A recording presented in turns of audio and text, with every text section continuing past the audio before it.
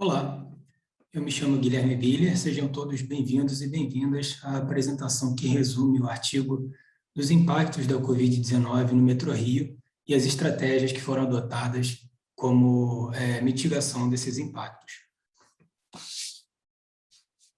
Bom, eu sou o autor do trabalho, me chamo Guilherme Biller, eu estou no Metrorio há 8 anos, sou administrador de formação. Sou atualmente coordenador da equipe de inteligência de mercado, já faz 3 anos, e também responsável pela parte de benchmark, pela troca com outros metrôs. É uma área responsável por muitos dados da companhia, e por isso mesmo a gente teve a ideia de fazer esse grande compilado de ações tomadas de enfrentamento, baseadas nos dados que a gente teve acesso durante a pandemia. Como coautora do trabalho, temos a Ana Clara Fernandes, ela é membro da equipe de inteligência de mercado, bacharel em ciências contábeis pela Universidade Federal Fluminense, tem pós-graduação em Big Data e inteligência de marketing pela ESPM e já atua no Metrorio há 3 anos, né, dentro dessa área de inteligência de mercado. Bom, como contextualização, né, a pandemia ela chegou para o Metrorio no dia 11 de março de 2020, quando a OMS decreta ali a pandemia, né, e isso começa a gerar uma preocupação mundial. Outros países já enfrentavam efeitos práticos da pandemia antes disso, mas a gente começou a receber os impactos na demanda a partir desse momento, e no dia 13 de março, 2 dias depois desse decreto de pandemia, a gente teve os primeiros decretos estaduais que começaram a restringir eventos com certos números de pessoas, enfim, e foi aí que a gente começou a ver um impacto na demanda do Metrorio. Bom, como pano de fundo, no decorrer do tempo, a gente teve uma série de medidas que foram tomadas como enfrentamento por parte do poder público. Na parte geral, tanto pública quanto privada, houve um incentivo grande para o distanciamento social, para a redução de contágio, e nisso, obviamente, com as pessoas ficando em casa, você tem uma redução da movimentação que impacta diretamente e muito fortemente o nosso setor. Aqui, na parte de baixo, espero que vocês consigam ver o meu cursor. Em dado momento, o Rio de Janeiro, a cidade do Rio de Janeiro, se isolou das outras cidades da região metropolitana do estado do Rio, fazendo uma espécie de barreira de entrada para que não houvesse, reduzindo essa movimentação, troca com outras cidades, para que a gente não tivesse, para redução do contágio, né? Isso impactou muito diretamente os ônibus intermunicipais que deixaram de prestar esse serviço de levar as pessoas para a cidade do Rio de Janeiro, o que impactou a Supervia, que é a empresa que opera os trens urbanos aqui do Rio de Janeiro, que passou a transportar essas pessoas, impactou também o Metrorio, já que 3 estações do metrô que ficam próximas à fronteira, ao limite com outras cidades, elas tiveram barreiras de entrada para que somente acessassem essas estações pessoas de serviços essenciais, né? Como continuidade, a gente teve o cancelamento do Réveillon e, posteriormente, do Carnaval também desse ano, mas, no meio disso, uma série de outros eventos que também trazem demanda para o nosso sistema, mas o cancelamento do Réveillon do Rio de Janeiro é algo muito icônico e muito, assim como o Carnaval, que são 2 datas muito festivas aqui e muito conhecidas do Rio de Janeiro. E também a gente teve, lógico, um grande esforço durante todo esse período por sanitização, por higienização dos espaços públicos, para que as pessoas se sentissem um pouco mais confortáveis, um pouco mais seguras de andar no sistema. Bom, efeitos práticos na demanda. Logo no início, a gente está vendo aqui o mês de março de 2020, a gente, como eu comentei, no dia 13 de março, a gente começou a sofrer os efeitos. Foi uma sexta-feira, foi o dia do primeiro decreto, a gente já sofreu uma queda de 8% na demanda, que antes da pandemia era cerca de 900 mil passageiros dia. A gente, no primeiro dia, já sofreu um impacto de 8%, esse impacto foi crescendo.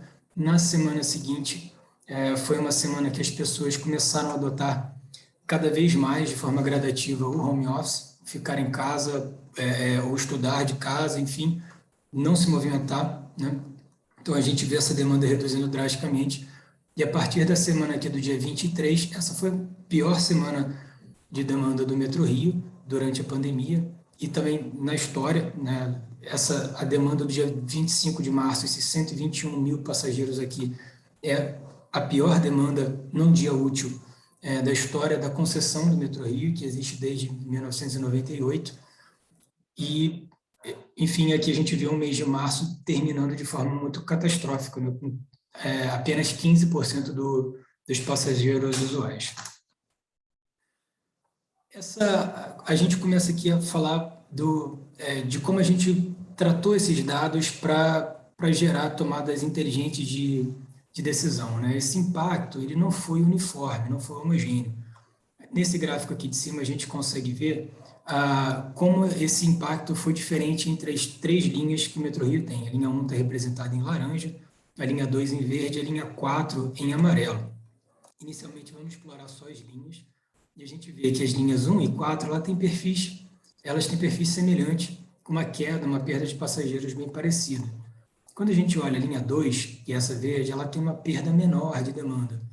Isso já acendeu um alerta na gente que talvez houvesse uma distinção entre públicos.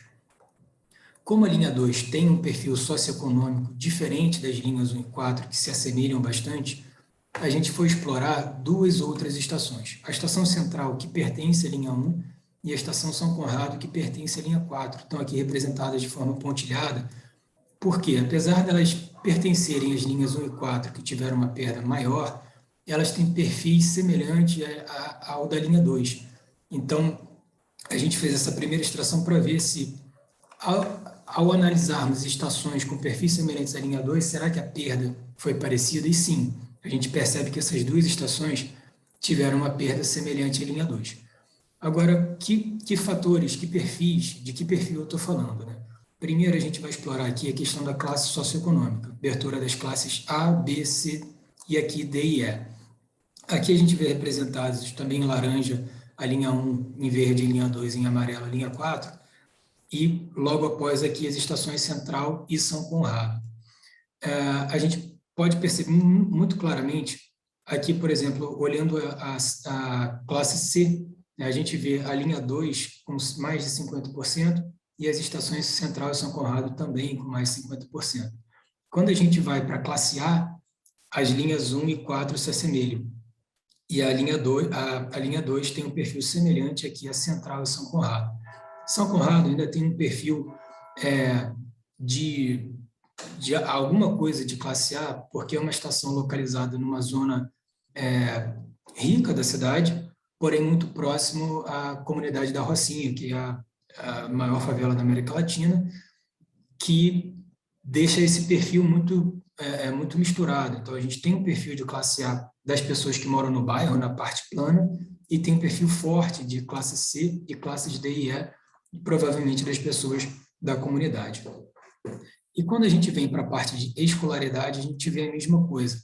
Aqui a gente vê representado as pessoas que têm o ensino médio incompleto, até o ensino médio incompleto, desculpe, o médio completo, superior incompleto e superior completo.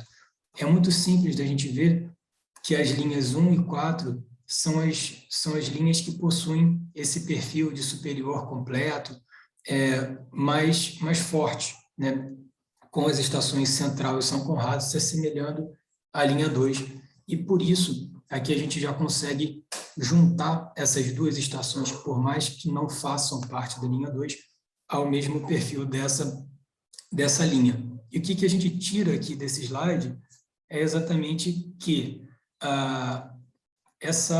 esse perfil ele faz diferença no momento da perda. Por quê? Pessoas de perfil socioeconômico mais baixo, com uma escolaridade mais baixa, foram menos atingidas em termos de que precisaram continuar se movimentando, provavelmente por ocuparem cargos que não são possíveis de serem feitos à distância, sem uma possibilidade de fazer home office, por serem cargos operacionais, enfim, que demandam a presença da pessoa no local, né? Bom, ao longo do tempo, a gente explorou até agora o pior momento, o iniciozinho da pandemia, agora a gente vai ver a linha do tempo, né? A gente tinha visto até aqui o final de março de 2020, e a partir de agora, nesse gráfico, a gente vê a continuidade com a data de corte aqui até maio de 2021, com um crescimento lento e gradativo da demanda até novembro de 2020. A partir desse momento, a gente percebe claramente uma estagnação. Nesse momento aqui, foi que estourou, aqui foi chamada por muita gente de segunda onda do Covid, um aumento de casos da doença, aumento também dos óbitos, o que demandou novas medidas restritivas pelo poder público, com menos pessoas se movimentando, então a demanda ela se estagnou. E a gente pode perceber aqui em março e em abril de 2021, uma queda em relação a fevereiro, que foi o melhor momento da pandemia. Isso aconteceu porque, novamente, uma alta de casos em que, principalmente, a Prefeitura do Rio de Janeiro adotou novas medidas restritivas, com o fechamento mais cedo de bares e restaurantes, com o fechamento da orla da praia. Em abril, a gente teve o decreto de um super feriado, foram 10 dias seguidos de feriado, com uma semana inteira, né, sem atividades de trabalho ou de ensino, com a antecipação de alguns feriados que aconteceriam mais para frente, o que gera um impacto claro na demanda. Eu já posso adiantar para vocês que hoje, em agosto, a gente vive aqui o melhor momento da pandemia no metrô. Agosto tende a ficar aqui acima de fevereiro, já está com uma demanda próximo de 420 mil, com uma perda de menos do que perto de 53% de demanda, tem se apresentado como o melhor momento da pandemia, com a expectativa, claro, juntando a volta às aulas que a gente teve recentemente, com a expectativa do retorno da movimentação com o avanço da vacinação. Bom, por que a gente teve esse impacto na demanda, né? Primeiro, a gente vai olhar para esses dois quadrinhos, que são os quadrinhos que remetem ao trabalho. Porque o trabalho dado retirado de uma pesquisa interna que a gente faz 2 vezes por ano, a gente não está fazendo durante a pandemia, mas a gente fez até 2019, que 72% das viagens do Metrô-Rio tem motivo de trabalho. A pessoa ou está indo ou está voltando para o ambiente de trabalho. E aqui em cima a gente tem uma figura representando o home office, e aqui embaixo a gente tem uma figura representando a crise econômica, com a perda de postos de trabalho, que foi muito forte aqui no Rio de Janeiro. No artigo a gente explora bastante isso, a quantidade de empregos perdidos, o aumento incrível de solicitação do auxílio-desemprego, né? E essas duas figuras aqui representando um impacto forte no trabalho, e o trabalho representando tanto no Metrô Rio, claramente trazem um impacto muito forte na demanda. Aqui a gente vê a representação do ensino à distância, que também foi adotado por todas as instituições, altamente discutido sobre inclusão ou não, sobre ter Enem e não ter Enem. Enfim, o fato é que houve a implantação do ensino à distância, que também impacta o metrô, já que 11% das viagens do metrô tem motivo estudo. Aqui a gente vê a representação das compras online, né? A gente também aborda muito isso no artigo, a quantidade de pessoas que não faziam compras online antes da pandemia e começaram, ou pessoas que aumentaram o seu consumo exatamente para não precisarem sair de casa para fazer suas compras. E aqui a gente vê uma questão de migração para o transporte privado, seja para os aplicativos de transporte, seja para os automóveis privados próprios das pessoas. O que isso aqui traz de recado para a gente.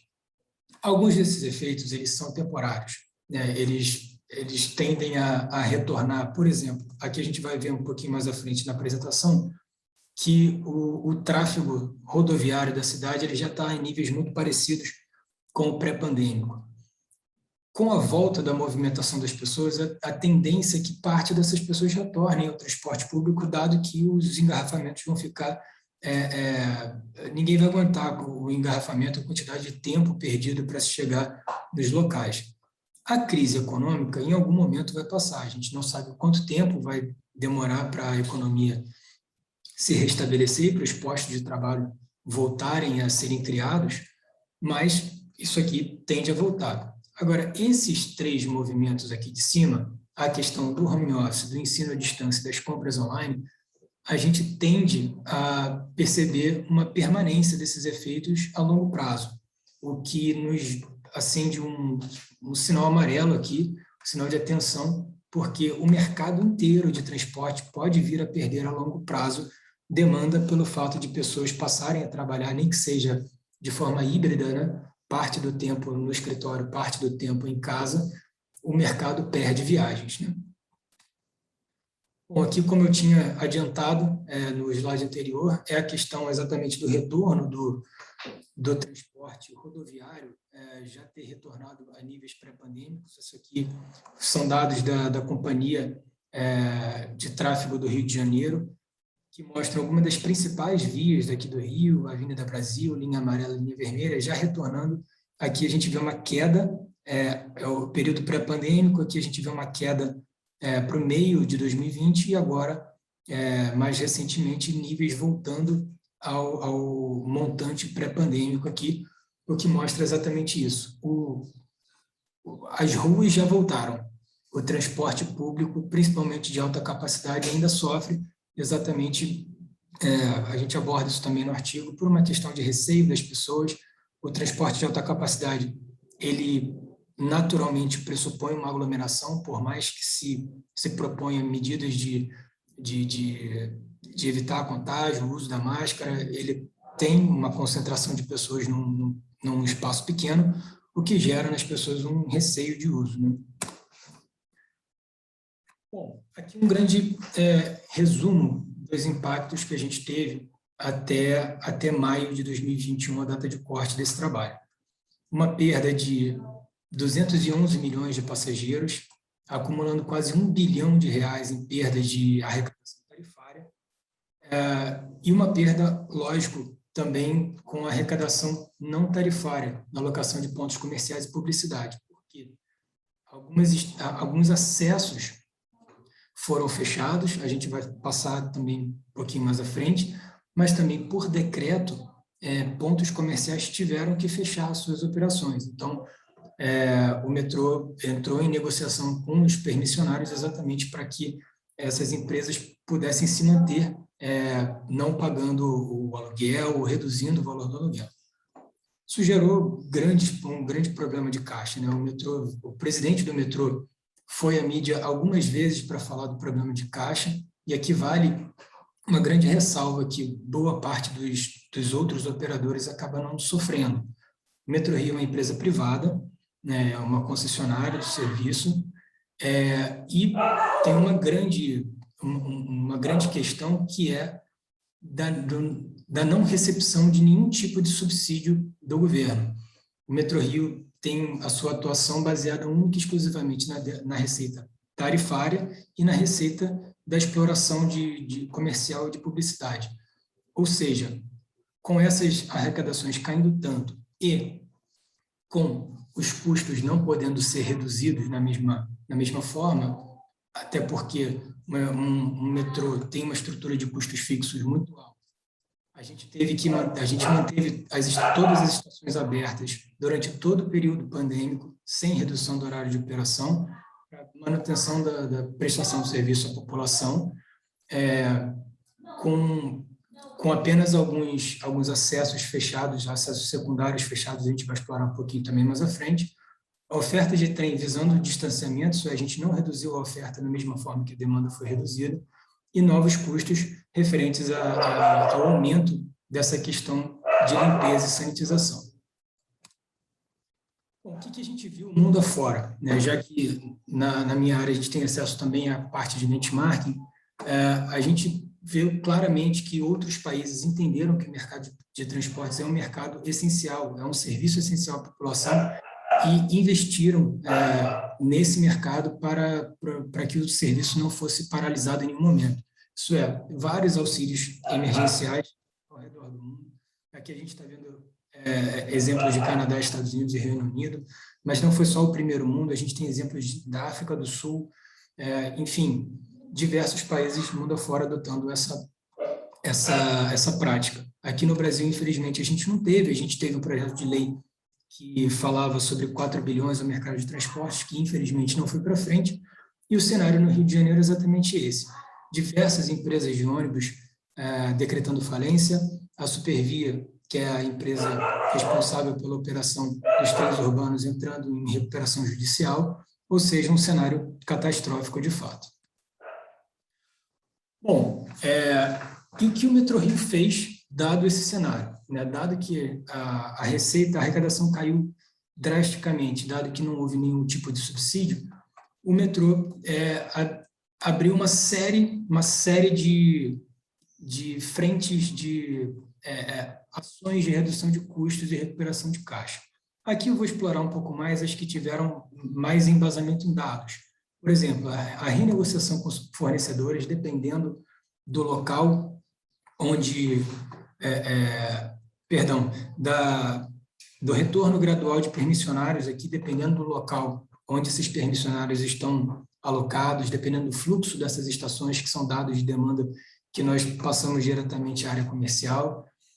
Há também questão do ajuste de grade de trens. Isso aqui, a gente teve uma ação inédita durante a pandemia. O metrô, ele tem um Y, né, no seu sistema, né, a partir da estação central até a estação Botafogo.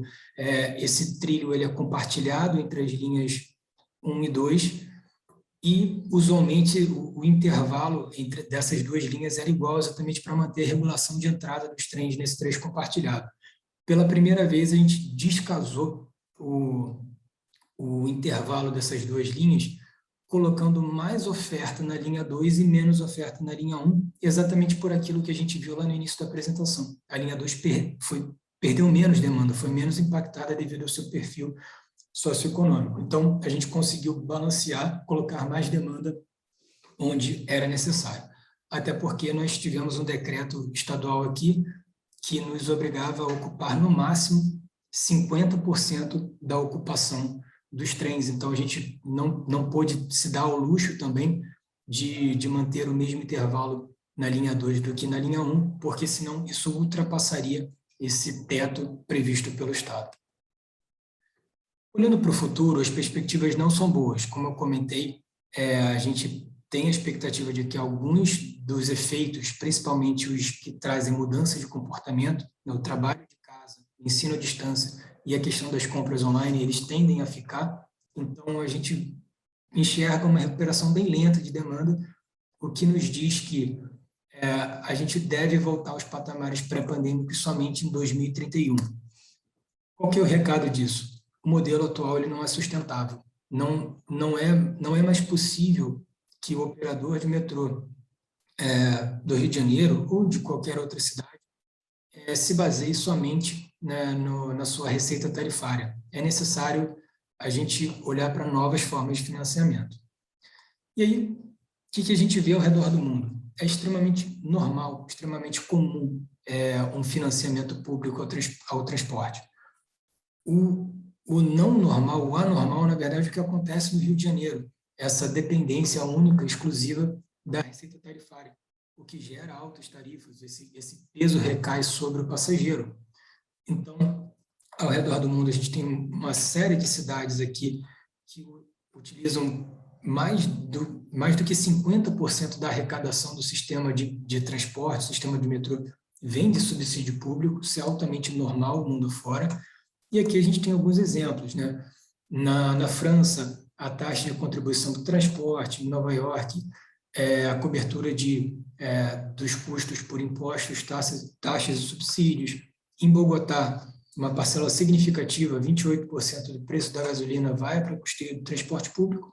E em São Paulo, né, também existe uma separação aqui de que cerca de 20% dos custos operacionais são pagos via o orçamento geral do município e do estado, sem algo muito específico aqui, né, como a gente viu aqui em cima, só que vindo do orçamento geral como subsídio ao transporte.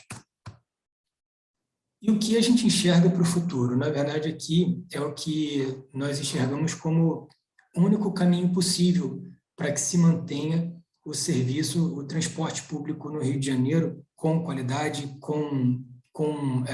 sem interrupções, sem se deteriorar, sem prejudicar a população. A gente separa aqui ações e políticas públicas em duas partes. Primeiro, subsídios para modicidade tarifária, exatamente para esse peso não recair totalmente na mão do passageiro, que acaba pagando uma tarifa muito, muito alta para usar o metrô. Tarifa diferenciada, a gente poderia trabalhar uma tarifa diferenciada no pico ou no vale, ou para um cartão ou para outro, dependendo do nível de uso, ou um cartão semanal, um cartão mensal. Porém, isso teria que ser fatalmente subsidiado, né? Uma parte do IPTU ser convertido em subsídio à tarifa, uma parte da conta de energia, porque não, o metrô é um transporte que usa energia elétrica sustentável, por que não usar parte dessa conta de energia para subsidiar o transporte público? O ITCM também poderia ser usado, uma parte dele.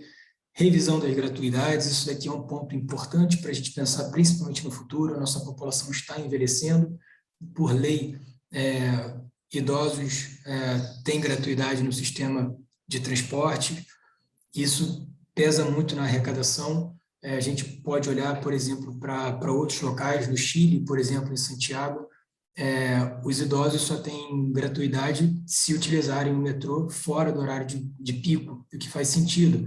Se a pessoa está usando no horário de pico, porque teoricamente não é 100%, claro, mas pode ser que essa pessoa esteja usando para uma finalidade econômica, então ela poderia pagar a passagem. Isso é algo, claro, legislação precisa ser revista para o futuro. E ações focadas no transporte particular, que faz muito sentido, já que a gente está vendo nitidamente essa migração do transporte, do público do transporte coletivo para o transporte privado, que a gente pense em ações para trazer esse público de volta. Aqui no Rio de Janeiro, o estacionamento em vias públicas está congelado desde 2002, ele não é reajustado com a inflação, como a tarifa dos transportes públicos o que descasa essa competitividade.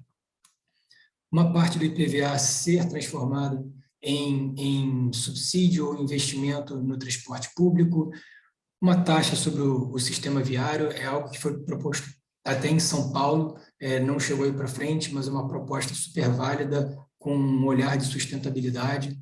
Uma taxa sobre a gasolina, a gente viu que Bogotá já faz, por que não transformar uma parte da gasolina em subsídio para o transporte público? E o pedágio urbano. O pedágio urbano pode ser uma via de ganho duplo, né? Você pode reduzir o fluxo de transportes privados e aqueles que continuarem geram arrecadação para que haja um subsídio ao transporte público. Enfim, aqui a gente trouxe algumas das possibilidades, que a gente tem várias outras a serem exploradas, mas o grande recado é que, sem um foco em políticas públicas com uma visão de futuro, o que já estava ruim antes da pandemia e foi catalisado, foi potencializado pela pandemia, tende a não ter retorno, tende a não ter futuro. O transporte público precisa de novas formas de financiamento para se manter e continuar sendo prestado com excelência para a população. É isso. Agradeço a atenção de todos. Fico à disposição aqui para eventuais dúvidas. Novamente, muito obrigado.